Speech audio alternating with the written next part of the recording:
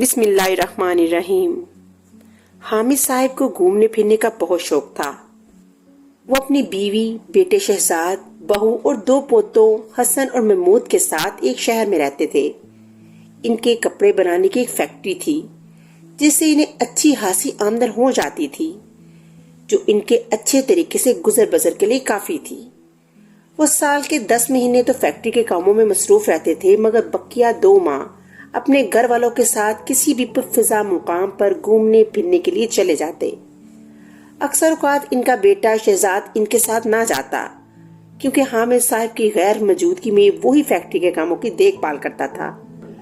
एक रोज शहजाद साहब के जहन में ख्याल आया कि जब वो हर साल सैर सपाटे के लिए जाते हैं तो क्यों ना किसी पुरफिजा पहाड़ी मुकाम पर अपना कॉटेज बनवा लें, क्योंकि घूमने फिरने के दौरान होटलों और गेस्ट हाउसेस में कमरे बड़ी दुश्वारी के बाद मिलते हैं और इन पर अखराजात भी बड़े होते हैं।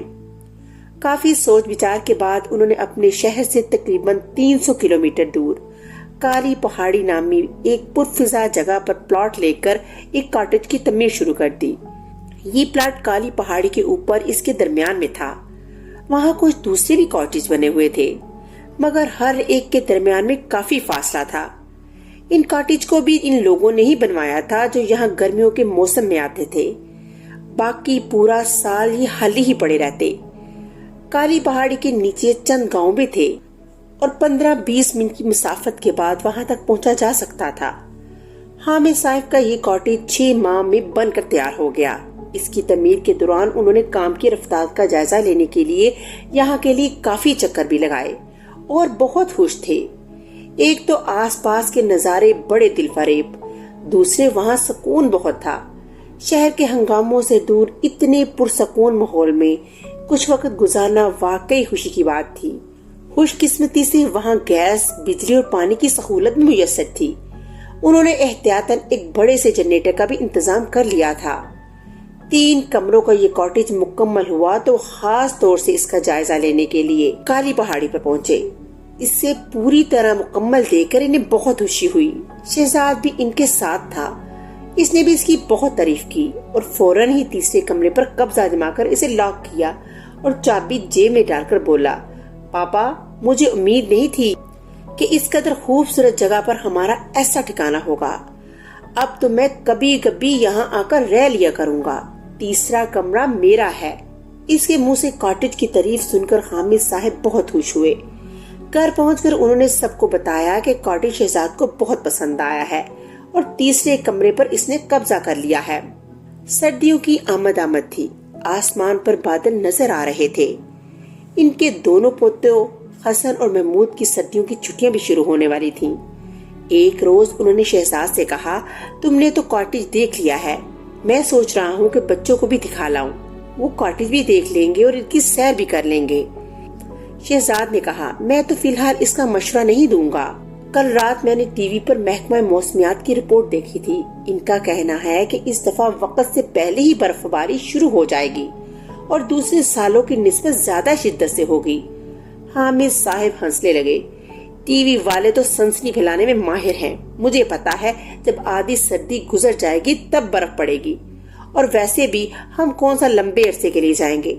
बच्चों को कॉटेज दिखाकर अगले रोज वापस आ जाएंगे। अगले हफ्ते से इनके स्कूल भी 15 दिन के लिए बंद हो रहे हैं। इनकी बात सुनकर शहजाद खामोश हो गया। बच्चों को जब इस प्रोग्राम के बारे में पता चला तो वो भी खुशी से उछल पड़े। इस सिलसिले में तैयारियां भी शुरू हो गई। हामिद साहब का ख्याल था कि वो इतवार को निकलेंगे और पीर को वापसी पर निकल खड़े होंगे। इसी दौरान शहजाद ने घर वालों को बताया कि वो 1-2 रोज के लिए शहर से बाहर जा रहा है। हामिद साहब ने ये सुना तो वो घबरा कर बोले, हम अगले हफ्ते इतवार को काली पहाड़ी जाएंगे। इतवार से पहले ही वापस आ जाना, वरना हमारा प्रोग्राम रह जाएगा। बच्चों को भी बहुत मायूसी होगी। वो तो दिन गिन गिन कर काट रहे हैं। शहजाद ने इन्हें इत्मीनान दिलाया कि वो जल्द वापस आ जाएगा। वादे के मुताबिक वो इतवार से पहले ही वापस आ गया। इतवार की सुबह 10 बजे के करीब वो लोग घर से निकले। शहजाद इनके साथ नहीं था। हामिद साहब की गैर मौजूदगी में इसे फैक्ट्री के मामलात देखने थे। शहजाद की बीवी ने बहुत सारे खाने पीने का सामान साथ रख लिया। कॉटेज में फ्रिज का भी इंतजाम था, इसलिए खानों के खराब होने का अंदेशा नहीं था। शहजाद बच्चों के लिए ढेर सारी चीजें ले आया था और इनको गाड़ी में रख दिया गया था। मौसम इंतहाई खुशगवार था। आसमान पर हल्के हल्के बादल थे। 4-4.5 घंटे की मुसाफत के बाद वो काली पहाड़ी पहुंच चुके थे। एक साफ शफाफ सड़क पहाड़ों के ऊपर तक जाती थी। सड़क के दोनों तरफ में गहरी खाइयां थीं, इसलिए इसके दोनों तरफ में लोहे के पाइपों की रेलिंग लगी हुई थी। यहाँ पर बादल गहरे हो गए और बारिश के आसार नजर आने लगे। इनकी गाड़ी से आगे भी एक गाड़ी जा रही थी। इसमें एक मियाँ बीवी और 3 बच्चे सवार थे। हामिद साहब की बहू सोचने लगी कि शायद ये लोग इनके करीबी पड़ोसी होंगे, क्योंकि ये गाड़ी भी इसी रास्ते पर जा रही थी जिस पर वो जा रहे थे। इसका ख्याल दुरुस्त साबित हुआ। वो गाड़ी सीधे हाथ मुड़कर थोड़ी दूर एक इमारत के अहाते में दाखिल हो गई। कॉटेज पहुंचकर हसन और महमूद बहुत खुश थे। सब ने मिलकर गाड़ी से सामान उतारा। सामान बहुत ज्यादा था और इसमें ज्यादातर चीजें खाने पीने की थीं। बर्तन उन्होंने साथ नहीं लिए थे क्योंकि जरूरत की सारी चीजें कॉटेज में पहले से मौजूद थीं। हामिद साहब ने ताला खोला और वो अंदर दाखिल हो गए। कॉटेज को अंदर से देखकर सब खुश हो गए। बड़े बड़े बिस्तर, आरामदेह कुर्सियां, कुर्सियों के साथ मेजें, घर के कमरों में खूबसूरत कलीन बिछे हुए थे। हामिद साहब की बीवी और बहू पके हुए खाने फ्रिज में रख रही थी। हामिद साहब ने किचन में जाकर चाय की केतली में पानी भर के इसे गैस के चूल्हे पर रख दिया। दोनों बच्चे खिड़की में से बाहर देखने लगे। हामिद साहब ने इनसे कहा, तुम दोनों घर से निकलकर बाहर न जाना। इस पहाड़ पर जंगलों में मुख्तलिफ किस्म के जानवर भी रहते हैं। महमूद ने कहा, मैं तो दादा अब्बू इनसे डरता नहीं हूँ। आपके पास बंदूक जो है। हामिद साहब जब भी ऐसी जगहों पर जाते तो अपनी बंदूक भी अपने साथ ले जाते थे। उन्होंने हंसकर कहा, हाँ बंदूक तो है मेरे पास, मगर तुम दोनों के पास तो नहीं है ना। हम इकट्ठे ही बाहर जाएंगे ताकि एक ही बंदूक से तीनों का काम निकल जाए। इतनी देर में बहू काम खत्म करके आ गई और चाय बनाने लगी। थोड़ी देर बाद वो सब लोग चाय पी रहे थे। सर्दी बढ़ गई थी। इस सर्दी में चाय ने बहुत मजा दिया। कुछ ही देर गुजरी थी कि बिजली चमकने लगी और दरख्तों से टकराकर अजीब तरह की शोर पैदा करने लगी। यकलख्त इतनी सारी तब्दीली देखकर हामिद साहब को कुछ फिक्र सी होने लगी। वो खिड़की के नजदीक कुर्सी पर बैठ के और बाहर देखने लगे। तूफानी हवाओं और बारिश में शिद्दत आ रही थी। थोड़ी देर बाद तेज हवाएं चलना बंद हो गईं और बारिश थमी तो रुई के सफेद सफेद गाले आसमान से गिरना शुरू हो गए।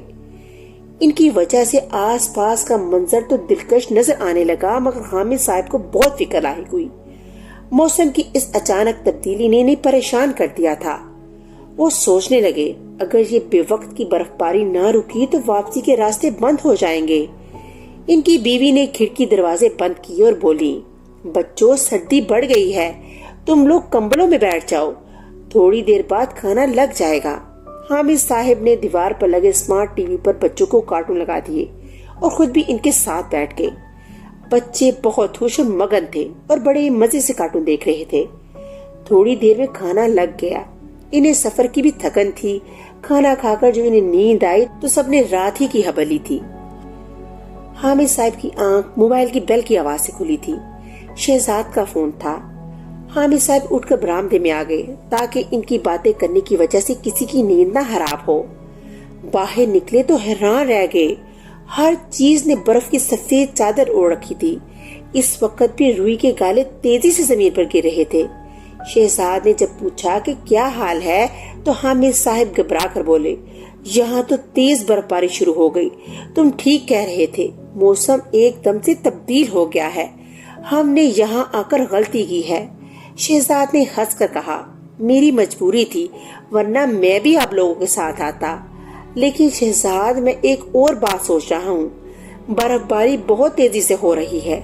अगर रास्ते बंद हो गए तो फिर हम क्या करेंगे? हमारे पास तो खाने पीने का सामान भी नहीं। बच्चों का क्या होगा? शहजाद बोला, अल्लाह मालिक है, आप बिल्कुल परेशान मत होएं।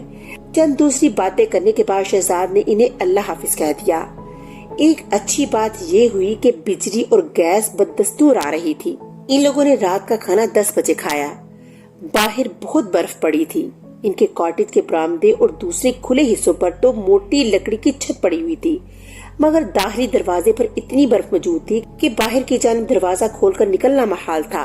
खुशकिस्मती ये थी कि दरवाजा दोनों जानिब खुलता था, इसलिए इन्हें फिक्र न थी। बच्चे तो बर्फ देखकर बहुत खुश थे और अपने छोटे छोटे बेलचे लाकर बर्फ हटाने लगे। हामिद साहब की बीवी भी आकर इनके करीब खड़ी हो गई। उन्होंने तशवीश भरे लहजे में कहा, हमारा कल यहाँ से निकलना तो नामुमकिन लग रहा है। सड़क पर नजर डालने 1 फुट से तो क्या कम होगी बर्फ। रात तक अगर बर्फबारी न थमी तो सुबह तक तो और भी बुरा हाल हो जाएगा। अगर हमें यहाँ ज्यादा दिनों तक रहना पड़ गया तो खाने पीने का क्या होगा। दूर दूर तक यहाँ कोई दुकान नजर नहीं आ रही। रास्ते में मैंने अक्सर बंगले बंद देखे हैं। हमें यहाँ नहीं आना चाहिए था। गलती मेरी है। हालांकि शहजाद ने मुझे मना भी किया था, मगर मैं न माना। बहरहाल तुम फिक्र ना करो। अगर हमें ज्यादा दिनों तो यहाँ रुकना पड़ भी गया तो पहाड़ के नीचे कुछ फासले पर बहुत से गांव हैं। मैं किसी न किसी तरह वहाँ पहुँचकर खाने पीने की शय ले आऊंगा। हामिद साहब ने इनकी हिम्मत बढ़ाते हुए कहा। इस सूरत हाल से उनकी बहू बिल्कुल फिक्रमंद न थी। बहरहाल हामिद साहब और इनकी बीवी की तरह इसे भी थोड़ी सी फिक्र लाहिक हो गई थी कि ज्यादा दिनों तक रुकने की सूरत में खाने पीने का क्या होगा। रात को इन तीनों ने बड़े हिसाब किताब से खाना खाया ताकि वो मजीद 1-2 दिन तक चल सके। ये तो अच्छा हुआ था कि बहू ने चलते हुए ज्यादा खाना बना लिया था। इसके अलावा शहजाद ने बच्चों के लिए भी बहुत सारे बिस्किट, चिप्स और इनकी पसंद की ढेर सारी चीजें लाकर इसके हवाले कर दी थी। वो सोच रही थी कि अगर वो इन चीजों को एहतियात से चलाए तो 2-3 रोज तक काम चल जाएगा। रात 11 बजे टीवी में इस इलाके के बारे में खबर दी गई।